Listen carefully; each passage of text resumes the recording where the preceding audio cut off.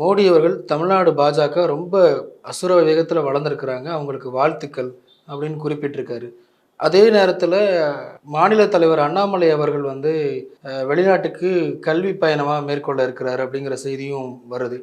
ஏற்கனவே தேர்தலுக்கு முன்னாடி பலரும் என்ன சொன்னாங்கன்னா, தேர்தலுக்கு பிறகு அண்ணாமலை மாற்றப்படுவார் அப்படிங்கிற ஒரு செய்தி இருந்தது. இது 2யும் பொருத்தி பார்க்கலாமா? இல்ல வேறு வேறு செய்திகள் தானா? அவ்வளோ பெரிய முக்கியத்துவமா நான் அத பார்க்கல. தமிழ்நாட்டு மக்களுக்கும் ஒரு பிஜேபியில நடக்க போற மாற்றத்துக்கு என்ன பெரிய ச சம்மந்தம் இருக்க போகுது, இம்பாக்ட் ஏற்படுத்த போகுது, அதெல்லாம் ஒண்ணும் இல்ல. அரசியல்னு பேசினோம்னா, அண்ணாமலையை மேலிடம் இன்னைக்கு வரைக்கும் ரசிக்கிறாங்க. அந்த இடத்திலிருந்து அவரை மாற்றாதவரை, நீக்காதவரை, மேலிடத்தின் ஆசை அவருக்கு இருக்குன்னு அர்த்தம். இந்த அதிமுக கூட்டணியவே சிதைக்கிற மாதிரி முதல் முறையா அவர் தான் தூபம் போட்டார்.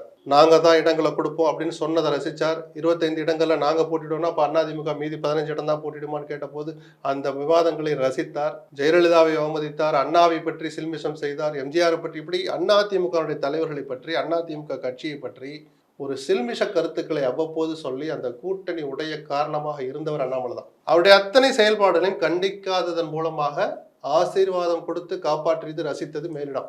இன்னைக்கு வரைக்கும் அது தொடருது. அப்படிங்கிற போது அவரை நீக்கிறாங்களா வச்சிருக்காங்களது அந்த கட்சியினுடைய பிரச்சனை. அவர் வெளிநாட்டுக்கு படிக்க போறார்.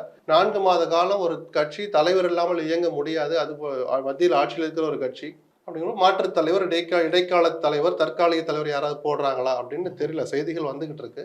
அதுக்கும் பெரிய ஒரு இம்பாக்ட் ஏற்படுத்துறதா நான் பார்க்கல. முதல்ல மாற்றங்கள் வரட்டும், என்னன்னு பார்ப்போம். இல்ல அவரு மாற்றுனாங்கன்னா அதிமுக கூட்டணி மீண்டும் உருவாகிறதுக்கு வாய்ப்பு அதுக்கு இருக்கா? உடனே தேர்தல் கூட்டணி அரசியலுக்கு இப்ப அவசியம் இல்லை. இப்ப இருந்தே அச்சாரம் போடலாம். அரசியல் அவங்கவுங்க வேலையை அவங்கவுங்க பார்க்க போறாங்க. இவங்க மட்டும் இல்ல, கூட்டணியை பிரிந்து உடைத்த அதிமுக பிஜேபி மட்டுமல்ல, இன்டாக்டா இருக்கு, அந்த கூட்டணி உறுதியா இருக்குன்னு சொல்லப்படுற திமுக அணிலையுமே கூட தேர்தல் முடிஞ்சிருச்சு, அந்தந்த கட்சி அவங்கவுங்க வேலையை பார்க்கறாங்க. இது பிஜேபிக்கும் பொருந்தும், அதிமுகவுக்கும் பொருந்தும். ஸோ தலைவர் மாத்தினாலும் யார் வந்தாலும் பிஜேபியினுடைய கடமையை அவங்க செய்ய போறாங்க. தேர்தல் அரசியல், கூட்டணி அரசியல்னா இப்ப பேசுறதுக்கு அவசியம் இல்லை.